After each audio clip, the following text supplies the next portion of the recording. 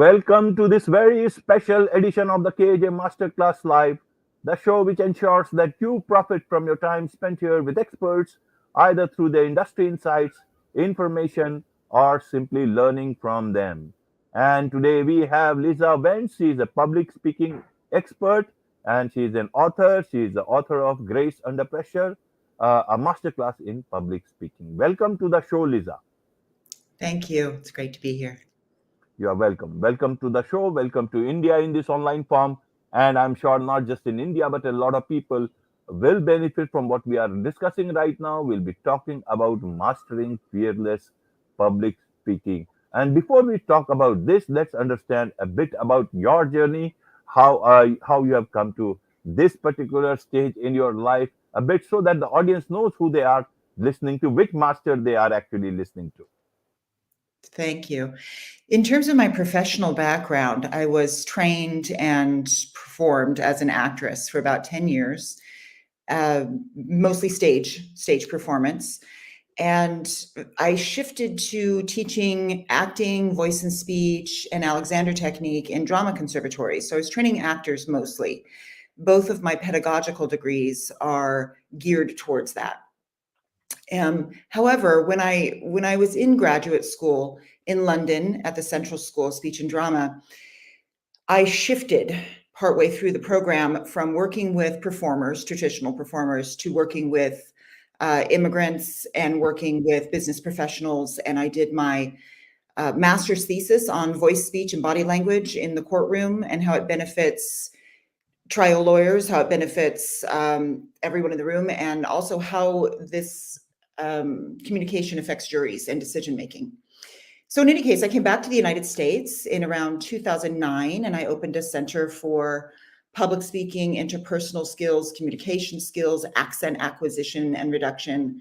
And here I am today. I wrote the book right before COVID hit the USA. So it was published late 2019.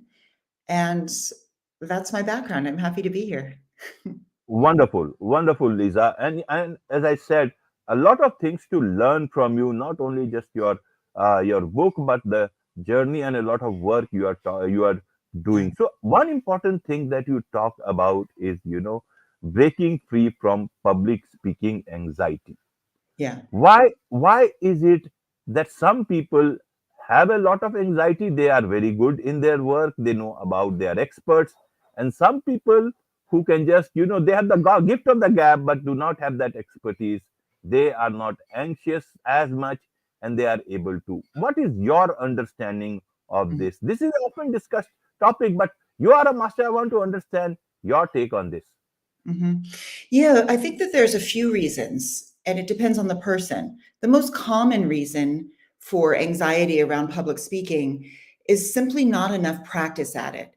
And when you think about it, it's very logical. We go through our life, we go through school, we go through career training, and we become very good at what we do. And then suddenly we're put into a position of having to present our work, our ideas, or our thought leadership in a public forum, or even an internal forum, but with a larger audience. And having, as I said, gone through our lives, our careers, and our development of ourselves professionally and personally, we're in comfort zones usually. But when we're suddenly outside of our comfort zone and it doesn't feel very safe, the anxiety starts to occur. And so that's, I think, the most obvious reason for the general anxiety. However, within that, I think there's a few things that come up. Number one is that it is, in a strange way, an almost not unnatural process, but a different process. We're not used to having all eyes on us with expectations. And I think that creates the anxiety. Most of my clients that are not, that are just getting to the place where they're starting to work in front of people at large audiences and sometimes small audiences will say, it feels like all the eyes are on me and it's too much pressure. Now, the other reasons that this can happen, the anxiety can happen, to be straight with you, some people have had pasts that are not conducive to putting themselves into vulnerable positions. What I mean by that is sometimes my clients have had bullying in school. They were made fun of in their developmental ages. They've had trauma from caregivers or other kinds of trauma. And that trauma then leads into very intense false beliefs about themselves. So, for instance, if I have a client that has been verbally, and this is just the truth, some have these backgrounds, Right. verbally abused or something like this. I had a scientist that was amazing, but she had a verbally abusive mother her entire childhood and into teens. When she would go up to speak, she would just hear her mother's voice telling her she was awful.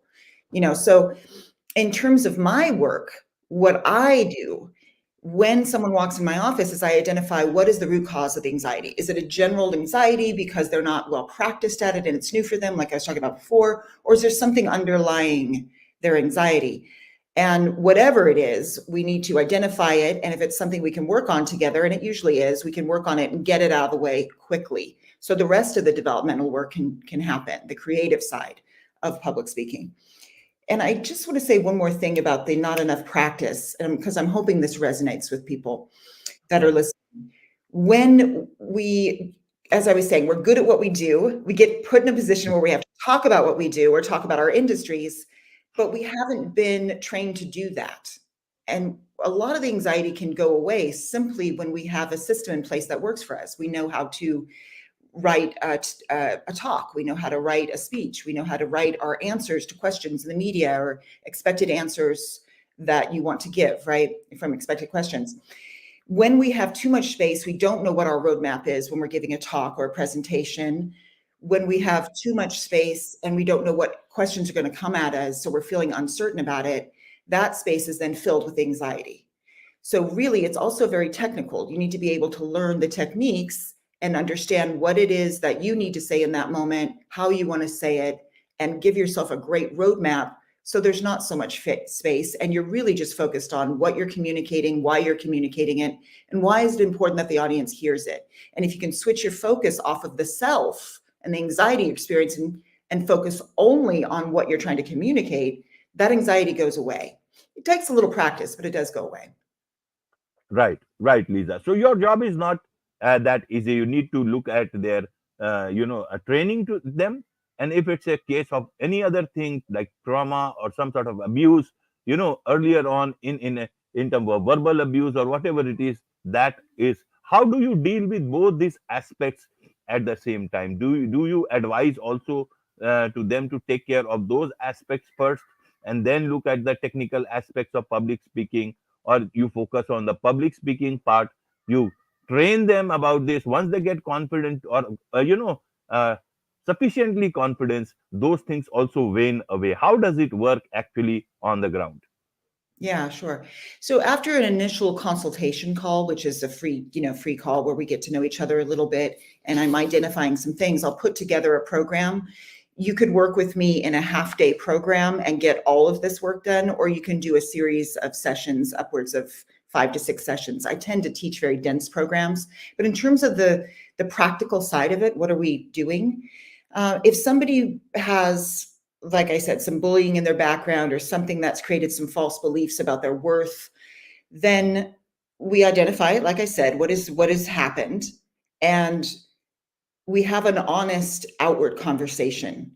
A lot of times when people have a background of bullying or they have a background of, as you said, abuse or trauma, it stays in secrecy. They don't talk about it, Right, or they might talk about it with a therapist, but the therapist never can bridge the gap. I shouldn't say never, but 9 times out of 10 won't bridge the gap between what they're experiencing and then what they're experiencing on stage, if that makes sense. So what right, I do is I get it out in the open. We talk about it honestly, and I advocate for them. There are times where I've ran people through exercises where if they have an inner critic, they're going to get rid of their inner critic by the end of our session. That's it, period. I don't, I don't believe it takes very long.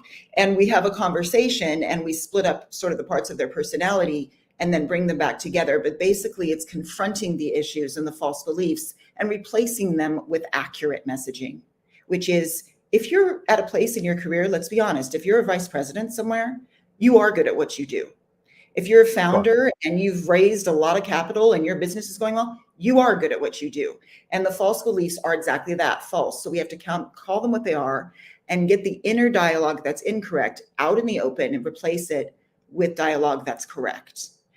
I always feel a little funny when I talk about things like this because it doesn't always seem 100% tangible, but that's what we do. And then to answer your other question about how does it work, it all works in tandem. So we have the physiological responses of stress or anxiety, right? We get nervous, our heart races, our palms get sweaty, whatever it is.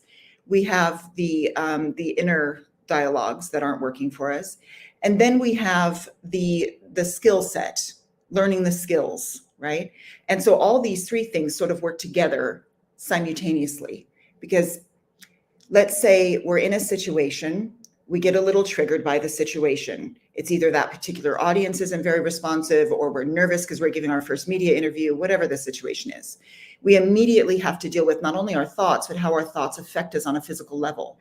So we need to know how to breathe, how to identify when we stop breathing, how to identify quickly when there's too much tension and how to release it.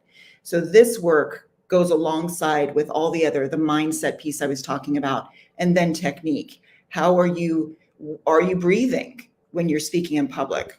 Are you pausing? That's where you need to breathe. A lot of people, I'm speaking a little fast right now because I have a lot of dense information I want to get out. And I know this is recorded, so people can always watch it again. But ultimately, you need to be able to pause so people can take in information. That's technique, but it's also physiological for you because you have to breathe during those pauses. You have to stay relaxed and confident, and it all works together at the same time. Am I being clear here, or does it seem a little not tangible? No, very, very clear, Lisa, and very, very, in a way that even simple people will be able to understand, because a lot of public speaking is a requirement in today's time. Where Mm. whoever you are, it's a requirement. Either it's a Zoom call or any sort of a video call or anywhere. So one cannot. And these tips, for even a common person, is very valuable. A lot of entrepreneurs, startups, everyone needs these skills, and you are perfectly on the right track. Mm. Yeah, and I also want to speak to, if it's all right, I want to speak to the time. What's going on in 2024 has been going on lately in terms of technology. When we went into shelter in place, some of us did, depending on where you were. I was in San Francisco, California, so we all went into shelter in place.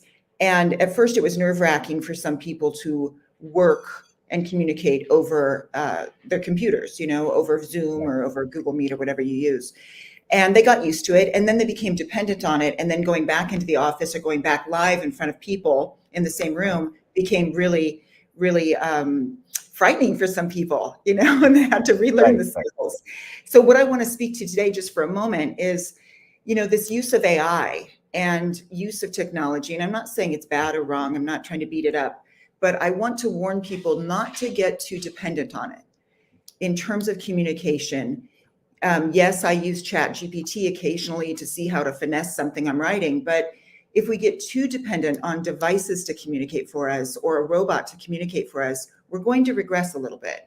And then when we have to be with people, which we should be, we're human beings, we need to be with people, it's going to be daunting. So I just want to plant that seed in the minds of your listeners to see if, think about keeping your skill set up. Don't get too dependent on devices. Wonderfully explained, Lisa. And I'm sure a lot of people will. I totally agree with what you said. That's my personal opinion. I mean, you use the tools, let the tools not use you. You use the tools for what you are trying to do, you know. Yes. And with that belief, now I want to understand one thing. Talking of anxiety, Lisa, is that a lot of people, as you said, if one is a vice president, obviously they know their job. But Mhm. and one thing more is they are able to speak very eloquently, clearly within the organization. But Mhm. some people, when they go out and talk about the same things, they may feel a little more anxious than what they would never be within there. Is it about a safe space? Is it about they have more authority, they are in control, so anxiety works like that? How I do, think because a lot of public speaking will have to be outside, not inside. How do you break that mold of inside speaking versus conquering the ground outside? mhm. I think you're absolutely right. There are some factors involved in terms of control when we feel like we have a control over our environment, or if we feel we know the audience well, and if you're giving an internal talk or at a meeting, you do know your audience, you know your peers, you know your coworkers.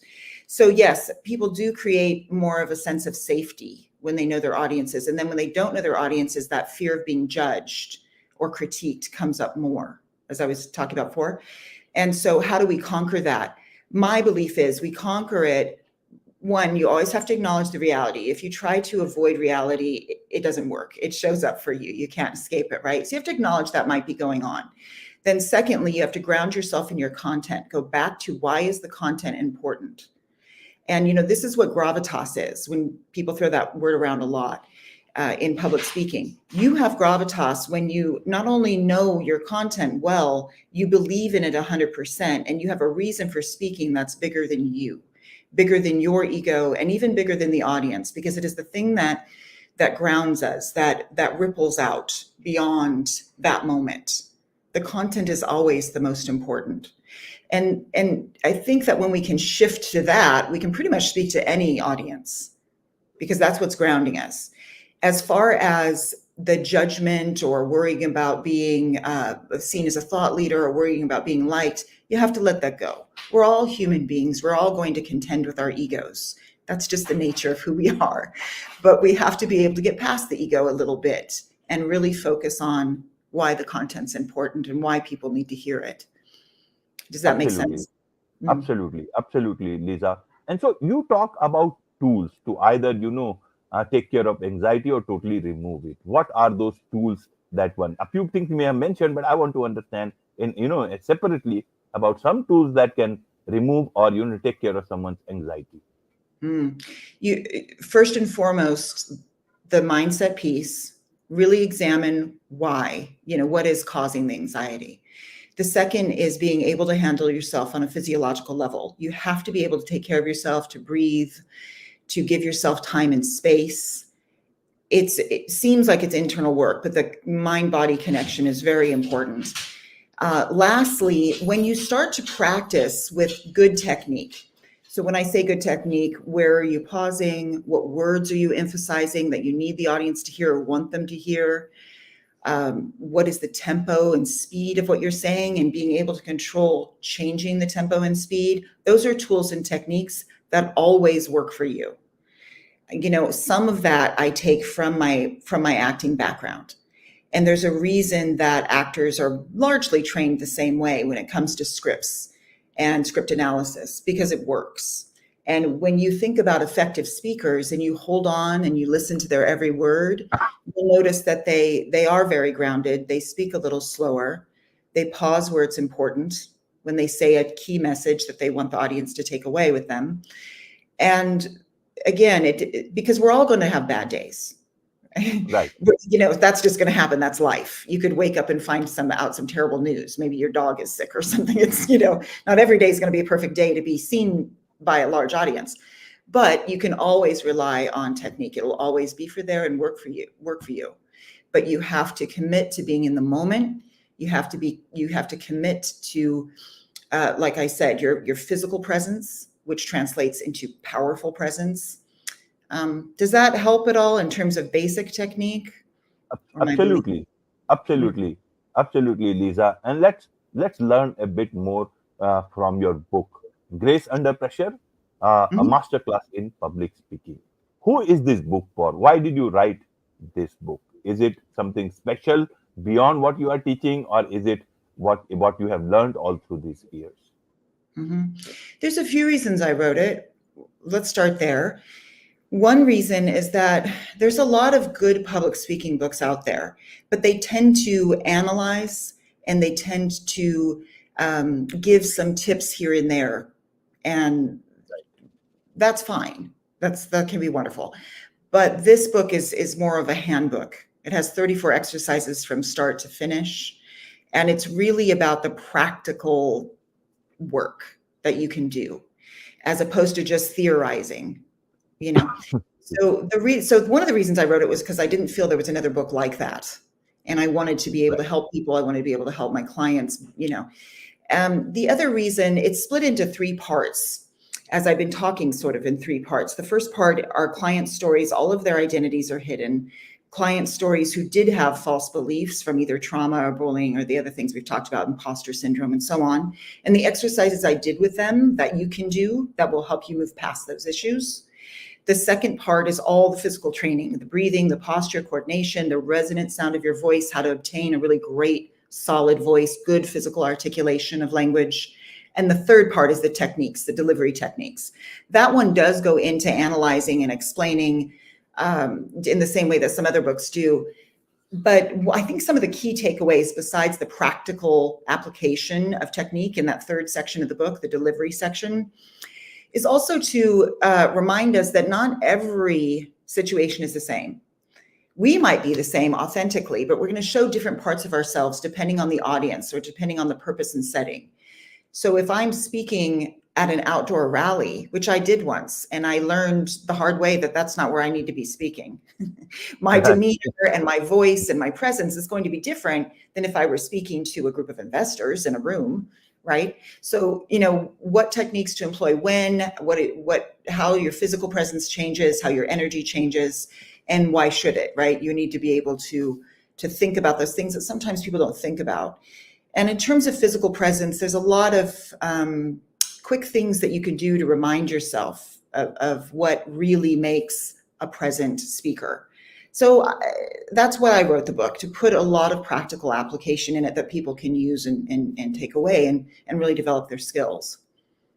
Right, right. One more question I want to have for you, Lisa, is to understand, what does the audience actually want from the speaker? What are they looking for? Information? Are they looking for entertainment? They had a great lunch, and your time is exactly immediately after lunch. What are they looking for? Especially, in the times when a lot of young generation, or not so young generation, they are spending so much of time on YouTube shorts and Instagram reels.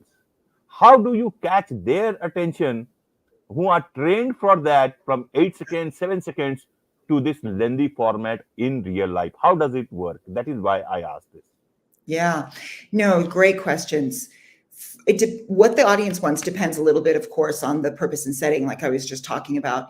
If you're going to a technical conference, you want to learn about a new product or how to use it, then it is technical information that you're looking for. That's pretty common. Another thing, they might be going to be inspired in their own life. If you're going to a business conference, for instance, I went to a women's conference a few years ago, and some of the speakers were Kamala Harris was there speaking, Mira Sorvino, who's an actress who used to be more active in acting, and now she's one of the speakers for, oh, I'm forgetting it now. It might be Amnesty International, doesn't really matter. The point is, you might go to another one to find inspiration in your life. If you're going to a women's conference and you're a woman in business, you might be going to listen and be inspired, maybe look at your business through a different lens or something like this, right? So it depends on the purpose and setting, what they want. But in the end of the day, I really think, regardless of what the purpose is of the talk, we want to make connection. We want to have something resonate with us on a slightly deeper level than just information. And as far as how do you capture attention, again, you really do need to have the physical presence at your disposal. But I can give you some little tips and tricks right now, which I think are, Absolutely. yeah, let's do it, right? Right. If you decide that you are not going to speak like other people, not only be your authentic self when you show up, or your authentic professional self, because I'm being my authentic self right now, but I also have a very goofy side that shows up when I'm with my nieces. I don't bring that to the professional stage, but so there's different parts of us that can be authentically showing up. So let's say you're seeing a speaker, this person is very authentic, but they have a tempo rhythm that's different, especially different from the rest of the speakers you saw that day. That's the person you're going to listen to. So a good example of that is Barack Obama. Barack Obama, I think most people, whether you like politics or not, can agree this is a good speaker. And you'll notice that he pauses in odd places. He changes his tempo rhythm pretty often when he's giving an inspiring speech. And the reason he does this, and I don't know him personally, of course, but the reason he does this is because when you have a certain rhythm and then you shift it, it forces the audience to listen. When you put pauses in slightly odd places, the audience will naturally hang on to what you're saying because they don't know what's coming next. But if you're constantly speaking in the same tempo rhythm over and over again and with the same melody, then the audience can kind of tune out. So you're not going to capture the attention, as you were saying, of somebody who's used to just quick information and being entertained. You need to be able to have much more control over your speed and presence. Right, right, Lisa. There is much to learn from you, and I'm sure a lot of people would like to learn from you, learn about you, take your coaching, and know about the book and everything else. So, what is the best way for them to connect with you? Yeah. The easiest way is my website, lisawentz.com, lisawentz.com. There's a quick contact me button. And, one, you can get more information, obviously, from a website. But then secondly, you can either have my phone number or my direct email and set up a consult or just ask me a question. I'm very open. If people want advice, they can just email me for advice. Wonderful. With this, it's a wrap on this very special edition of the KJ Masterclass Live. Thank you so much indeed for joining us.